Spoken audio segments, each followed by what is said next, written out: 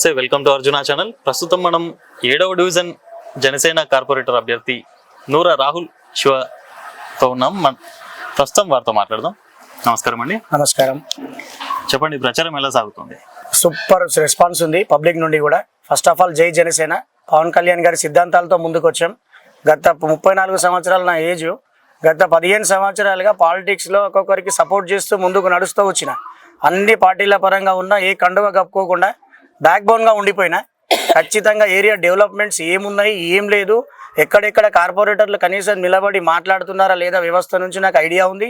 అట్లాంటి ఆలోచనతో ఉన్నా కాబట్టి పవన్ కళ్యాణ్ గారి సిద్ధాంతాలు నచ్చి నేను వీరాభిమానిని పవన్ కళ్యాణ్ గారికి ఈ కండువ కప్పుకోవడం జరిగింది. ఇక కప్పుకున్నామంటే గెలుపోటములు పక్కన పెట్టేసి పవన్ కళ్యాణ్ గారి లాగా ముందుకెళ్ళి ప్రజల సమస్యలపై కొట్లాడడానికే వచ్చాను. ఇప్పుడున్న పరిస్థితిలో ఇంత త్వరగా గెలుపు విషయానికి ముందుకు వచ్చామంటే కారణం ఇక్కడ పుట్టి పెరిగి ప్రజల కోసం కొట్లాడుతూ గత లాక్డౌన్ 2020 నుంచి సేవాభావంతో పలు రకాల కార్యక్రమాల్లో పాల్గొనడం జరిగింది, నిలదీయడం జరిగింది. ఇంతకుముందు కార్పొరేటర్లను ప్రశ్నించడం జరిగింది. దానివల్ల మంచిగా ప్రజల్లో స్పందన బాగుంది. గెలిచేంత హోప్ కూడా ఉంది ఇప్పుడు. ఎందుకంటే కాంగ్రెస్ పార్టీని నమ్మడానికి ప్రజలు కూడా రెడీ లేరు, ఇక్కడ లేరు, ఎక్కడా లేరు. ఖచ్చితంగా బీజేపీ నుంచి కూడా జరిగిన అన్యాయం ప్రజల్లోకి ముందుకు వచ్చేసింది. సీట్ల పరంగా అన్యాయమే జరిగింది. కరెక్ట్ క్యాడర్లో ఇవ్వట్లేదు. ఎవరికి ఇవ్వాలనో సీట్లు ఇవ్వకుండా ఎక్కడెక్కడికి వచ్చిన వాళ్ళకి సీట్లు ఇవ్వడమే కాకుండా డబ్బులు పెట్టి సీటు కొనుకొచ్చుకొని డెవలప్ చేస్తారంటే మాత్రం ప్రజలు నమ్మరు. 7th డివిజన్లో జరుగుతున్న అన్యాయాలన్నీ ముందుకు వచ్చినాయి. ఖచ్చితంగా మార్పు కోరుకుంటున్నారు. అది జనసేన పార్టీ పవన్ కళ్యాణ్ గారి సిద్ధాంతాలతో ఒక్కటే సాధ్యమవుతుంది. మేము అది నమ్మి ముందుకు వచ్చినాం. ఖచ్చితంగా కొన్ని స్లోగన్స్తో వచ్చాం. ఫస్ట్ ఆఫ్ ఆల్ ఏంటంటే కార్పొరేటర్ చేయాల్సింది, అందరూ ప్రజలంతా డబ్బు కొడుకొని సమస్యలతో డబ్బు ఉన్న వాళ్ళే ఉండరు కదా. ఎక్కడన్నా ప్రజలు కొద్దిగా జిదైరు చనిపోయారని గరీబ్ ఉంటే ఒక 10 to 50 చైర్లు పంపించేంత వ్యవస్థ లేదు. మూర్ల గురించి ఫోన్ చేస్తే మా గవర్నమెంట్ లేదని చెప్పడం. కనీసం అన్న ఇట్లా పరిస్థితి ఉంది అంటే సొంత డబ్బులో నువ్వు పార్టీ ఫండ్ తెస్తావు, లోకల్లో ఉన్నాం, ఇక్కడే ఉన్నామని చెప్తారు. ఈ రోడ్లు చూసుకుంటా ఉంటే రోటర్ నగర్లో ఒక డిస్పెంటల్ పోయడం, ఒక 4 టిప్పర్ల మొరం పోయడం, ఇవి సాధ్యం కాదన్న. కార్పొరేటర్ పోటీ చేయడం ఎందుకు? పవన్ అన్న సిద్ధాంతాలతో యూత్ పరంగా క్యాడర్కి ఛాన్స్ ఇచ్చాడు మాకు, అది కాపాడుకుంటాం. పవన్ కళ్యాణ్ గారి ఫేస్ క్యాడర్ ఎక్కడ కూడా తగ్గించేది లేదు. ప్రజల్లో ఉంటాం, ప్రజల కోసమే ఉంటాం, కొట్లాడుతూ పనులు చేయించుకుంటాం. ఫండ్ రాలేదు అంటే కేంద్రం బడ్జెట్ ఫండ్ ఇస్తుంది, నియోజకవర్గాలకి రావాలి కదా. రాష్ట్రాలకు వచ్చినాక నియోజకవర్గం రావాలా. నియోజకవర్గంలో 60 డివిజన్లు ఉన్నాయి కదా, అందులో 7th డివిజన్ ఉందా లేదా? 60 లక్షలు వచ్చినాయో, 6 లక్షలు వచ్చినాయో, 60,000 వచ్చినాయో చెప్పరు. ప్రజలకు సమస్యలు తెలియదు. దాన్ని ఎక్స్ప్లెయిన్ చేసి ఫోన్ చేస్తే రెస్పాండ్ గారు 60,000 వచ్చినా స్ట్రీట్ లైట్ల పని అయితే చేయించవచ్చు. అట్లీస్ట్గా ఆ ఎథిక్స్ ఉండవు. రెస్పాండ్ గారు ఎక్కడైనా 4 పెద్ద మనుషులు కొన్ని ప్రాబ్లమ్స్ ఉన్నాయని గట్టిగా అడిగేసరికి ఒక వినతి పత్రం రాయండి, అది చెప్పడం, తీసుకెళ్ళి మున్సిపల్లో వినతి పత్రం అందజేయడం జరిగింది. దాని గురించి మళ్ళీ ప్రాబ్లం ఎక్కడి వరకు వచ్చిందో, అది చెత్తగుండిలో పడిపోయిందా, ప్రజలకు కూడా రిప్లై ఉండదు. ఇట్లాంటివన్నీ ముందుకు తీసుకెళ్ళి ఇందులో ఖచ్చితంగా మెన్షన్ చేయడానికి ఉంది. నేను వచ్చాను అంటే యూత్ క్యాడర్లో ఈ ఏజ్లో గెలిచినా కొట్లాడిన సమస్యలపై కొట్లాడడమే, తీసుకెళ్ళి మున్సిపల్లో నిలబెట్టడం, ప్రజల సమస్యలు ఖచ్చితంగా 24 గంటల్లో సాల్వ్ చేయడం, ఖచ్చితంగా పరిష్కరిస్తాం. ఎందుకంటే మా బ్యాక్గ్రౌండ్లో ఉంది పవన్ కళ్యాణ్ గారు. మోదీజీ గారే చెప్తున్నారు మేరా సాత్ పవనే అని. అంత సిద్ధాంతాలతో ఉన్నాడు. హిందూ సంరక్షణ శాఖ వరకు వెళ్ళాడు. ఎట్లాంటి ప్రాబ్లమ్స్ ఉన్నా సార్ట్అవుట్ చేయండి. మేము ఒక ఎథిక్స్తో వచ్చాం, జనసేన పార్టీ నుంచి నిలబడ్డాం కాబట్టి ఇంకా చచ్చేంత వరకు జనసేన పార్టీ ఈ కండువ మార్చేది లేదు. ఇంకా కాలనీ కోసం సపరేట్ మొబైల్ ఇక్కడ ఉన్న ఇప్పటివరకు ఏంటంటే పర్సనల్ దందాలు, అందరికి ఇల్లు ఎంత ముఖ్యమో కాలనీ కూడా అంతే ముఖ్యం. ఇది ఎందుకు నిర్ణయం తీసుకున్నామంటే సపరేట్ సిమ్ కార్డు ఉంటుంది ఏరియాలో. ఆఫ్టర్ ఎలక్షన్ కూడా అయిపోగానే ప్రతి కార్నర్ ఇంటి మీద నంబర్ వేయడం, ప్రతి ఒక్క ఇంటి నంబర్ వాట్సాప్ గ్రూప్ క్రియేట్ చేయడం. ఏ ప్రాబ్లమ్స్ ఉన్నా ఈ మొబైల్ నెంబర్కి రావాలి. ఖచ్చితంగా దాన్ని తీసుకెళ్లి మున్సిపల్లో పెట్టాలి.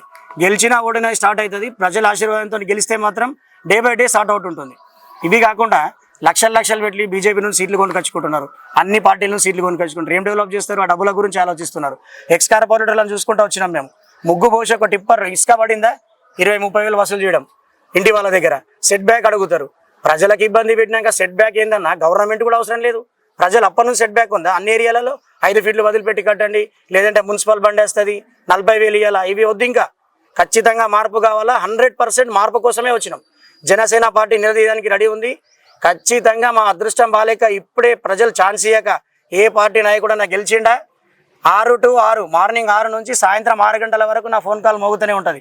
ప్రజల సమస్యల పైన ఖచ్చితంగా కొట్లాడడానికే ఉన్నాం. అది కాకుండా ప్రజల నుంచి ఫస్ట్ ఒక క్వశ్చన్ నేను అడగాల్సింది, ఎందుకు అంటే కార్పొరేటర్ జీతం ఒక 6,000 రూపాయలు, 40 లక్షలు పెట్టి సీట్లు కొనుకొచ్చుకొని 6,000 జీతంకి ఎందుకు దిగుతారు? ఎందుకు పోటీ చేస్తున్నారు? అసలు అది ప్రజలు ఫస్ట్ ఆలోచించండి.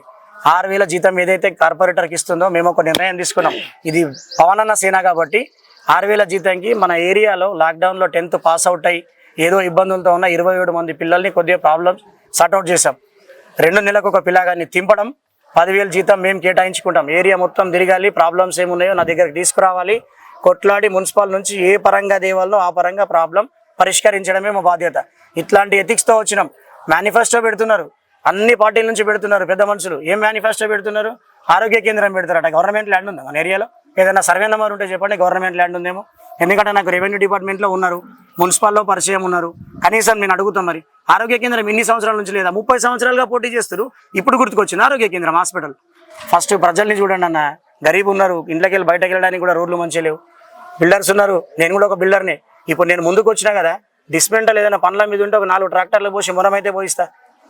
ప్రెగ్నెంట్ అంటే గర్భవతి స్త్రీలు ఉన్నారు, పెద్ద మనుషులు ఉన్నారు, ఆటోలో పోవడానికి కూడా ఇబ్బంది పడుతున్నారు. ఎందుకు? సంపాదించుకోవడం కోసమేనా? ప్రజల్లో ఉండి ప్రజల కోసం ఉందాం, కొట్లాడదాం. ఈ ఏజ్లో యూత్ క్యాడర్లో పవన్ అన్న ఛాన్స్ ఇచ్చిండు, ఇంకా తగ్గాల్సింది లేదు. పనుల కోసమే వచ్చినాం. నిలదీయడం మాత్రం మా బాధ్యత. జనసేన పార్టీ సిద్ధాంతం నిలదీయడం. పబ్లిక్లో ఉంటాం, పబ్లిక్తో నడుస్తాం. జనం కోసం వచ్చిన సేన జనసేన. ఈ 2 పాయింట్అవుట్ గుర్తుపెట్టుకోండి. చిన్న చిన్న ప్రాబ్లమ్స్ కాకుండా గరీబ్ విషయాలు ఆలోచించి కొద్దిగా ఎవరన్నా ఏదైతే నిలబడి నేనున్నానే ధైర్యం ఇచ్చే కార్పొరేటర్ కోసం కొద్దిగా ముందుకు ఛాన్స్ ఇవ్వండి. నేను వచ్చిన జనసేన పార్టీ పవన్ కళ్యాణ్ గారిని మైండ్లో పెట్టుకొని ఒక్క ఓటు, మీ అమూల్యమైన ఓటు వేయండి. ముందుండి కొట్లాడతా, చేయాల్సిన పనులు ఖచ్చితంగా చేస్తాం. వాళ్ళు పార్టీల నుంచి వచ్చే పోటీని ఎట్లా తట్టుకుంటున్నారు ప్రస్తుత పరిస్థితుల్లో? 100% ఇక్కడే పుట్టి పెరిగినా కాబట్టి ఎంతమంది వచ్చినా ప్రాబ్లం ఐడెంటిఫై చేసి వెళ్ళిపోయే వాళ్ళే కానీ దాన్ని పరిష్కరించే వాళ్ళు లేరు. మేము పరిష్కరించడానికే వచ్చినాం. అది కాంగ్రెస్ పార్టీ అంటున్నారా? కాంగ్రెస్ పార్టీ 2 సంవత్సరాల నుంచి కష్టపడుతున్నారేమి ఇక్కడ? అంటే ఒక టిప్పర్ మొరం చేసి అంటే నొప్పియడం, నేనున్నా అని చెప్పడం. ఎందుకంటే 2 సంవత్సరాల క్రితం వాళ్ళ గవర్నమెంట్ వచ్చి, నేను లాక్డౌన్ నుంచి సేవలో ఉన్నా. ప్రతి ఒక్క వీడియో మీడియాకి ఇస్తాను. నేను లాక్డౌన్ నుంచి పప్పులు ఉప్పులు అట్లాంటివి పంచుకుంటూ మంచి చెడు గరీబ్ విషయాల్లో ఉన్నా. ఇవాళ రాజకీయం కోసం బయట పెట్టుకుంటే మన కాలనీ వాళ్ళే ఫేసులు అని చెప్పేసి మనం ఆగిపోయినవి ఉన్నాయి. అయినా నా కోసం అభిమానంతో ఆ పిల్లగాడు ఎన్ని పనులు చేసిండు, ఎక్కడెక్కడ ఉన్నాడు, కొన్ని కార్యక్రమాలు చేసినాం. గరీబ్ పిల్లల పెళ్లిళ్ళు చేసుకుంటూ తిరిగినాం. ఇట్లాంటి విషయాలన్నీ వాళ్ళే వీడియోలు పెడుతుండో వాళ్ళకు నిజంగా పాదాభివందనాలు. ఎందుకంటే నేను చేసింది చెప్పుకోకుండా ఉండాలని ఇన్ని రోజులు ఆగిపోయినా. రాజకీయంగా వచ్చి ఇలా ఒక 2 టిప్పర్ల మొరం పోసి ఎక్కడనో నిలబడి మోరీలు తీయించి 4 పెద్ద మనుషులతో ఛాయ్ తాగి వీడియోలు పెడితే నడిపోదన్నా. ఖచ్చితంగా చెప్తున్నా, కాంగ్రెస్ పార్టీ లీడర్స్ కావచ్చు, బీజేపీ పార్టీ లీడర్స్ కావచ్చు, బీఆర్ఎస్ పార్టీ లీడర్ కావచ్చు, ప్రజల్లో ఉండి ప్రజల కోసం ఆలోచించే విధంగా పెట్టండి. 2 టిప్పర్ల మొరంతో సమస్య క్లీన్ కాదు. 4 పెద్ద మనుషులతో టీ తాగి నేనున్నా అని చెప్పగానే క్లీన్ కాదు. ఖచ్చితంగా కాంగ్రెస్ పార్టీ హామీలు ఏమేమి జరిగినాయో, ఎక్కడెక్కడ వ్యవస్థ కోల్పోయారో అన్నీ తెలుసు. ఖచ్చితంగా మీ ముందుంటా, మీతోనే ఉంటా. అందుకే ధైర్యంగా ముందుకు వచ్చినాం. తట్టుకోవడం కాదు, గెలుస్తున్నాం. జనసేన పార్టీ తెలంగాణలో ఎజెండా ఖచ్చితంగా. నిజామాబాద్ అర్బన్లో కూడా సీట్లు వస్తాయి. పవన్ కళ్యాణ్ గారి ఆశీర్వాదం ఉంది. 11 సీట్లు ఇవ్వడం జరిగింది మన నిజామాబాద్లో. అందులో ఖచ్చితంగా 7th division in focus. Pawan అన్న మైండ్లో 7th డివిజన్ ఉంది, అక్కడి వరకు తీసుకెళ్ళినాం. ఖచ్చితంగా కొట్లాడతాం, పనులు చేస్తాం. 7th డివిజన్ కార్పొరేటర్గా నిలబడ్డాను. జనసేన పార్టీ అభ్యర్థిని. నా పేరు నూర రాహుల్. శివ అంటారు. పుట్టమైసమ్మ టెంపుల్ దగ్గరే నా ఇల్లు ఉంటుంది. అవైలబుల్గా ఉంటా, అందుబాటులో ఉంటా. నేను చెప్పిన ఈ 2 ఏ విషయాలు కూడా mobile number sort out problems clearance కోసం, అంటే పరిష్కరించడం కోసం. పిల్లగాడు తిరిగే ఈ వ్యవస్థ నేను జీతం ఇచ్చి తింపుతా అని చెప్పాను చూడండి. ఇది చేయకపోయినా అన్ని రకాల పార్టీల్లాగా 5 సంవత్సరాలు టైం ఇవ్వకండి. జనసేన పార్టీ సిద్ధాంతాలు ఇది. మా పార్టీ అధినేత గారైన శ్రీ పవన్ కళ్యాణ్ గారి నుంచి నేర్చుకున్న సిద్ధాంతం. 18 నెలల గడువు ఇవ్వండి, మీ ఆశీర్వాదంతో గెలిపిస్తే. రాజీనామా ఇట్లా వినతి పత్రాలు ఇవ్వడం ఉండదు. ఇక 18 నెలల్లో ఎలాంటి పని చేయకపోయినా రాజీనామా మీ అందరి ముందు తీసుకొని మున్సిపల్లో సబ్మిట్ చేయడం జరుగుతుంది. మీ అమూల్యమైన ఓటు మాత్రం పవన్ కళ్యాణ్ గారి సిద్ధాంతాలతో వచ్చిన నాకు వేయండి. గ్లాసు గుర్తుకే ఓటేయండి. బ్యాలెట్ నంబర్ 4 గ్లాసు గుర్తుకు మీకు అమూల్యమైన ఓటేయండి. యూత్లో ఉన్నాం, కొట్లాడతాం, కష్టపడతాం, కాలనీని ముందుకు తీసుకెళ్తాం. జై జనసేన.